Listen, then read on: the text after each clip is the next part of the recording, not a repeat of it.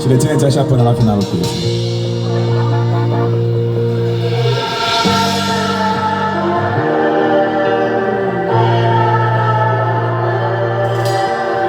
Frumusețea ta nu-i despre chipul tău, ea cuprinde întreaga ta ființă.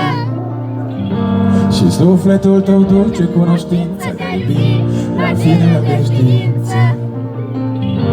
Iar eu la rândul meu încerc să duc iubirea mea la nivel de artă. Tu semnul exclamării după urlet mi-ai cuprins Existența toată, iubire Tu ești cea mai bună versiune mea și acum iubesc doar din vina ta.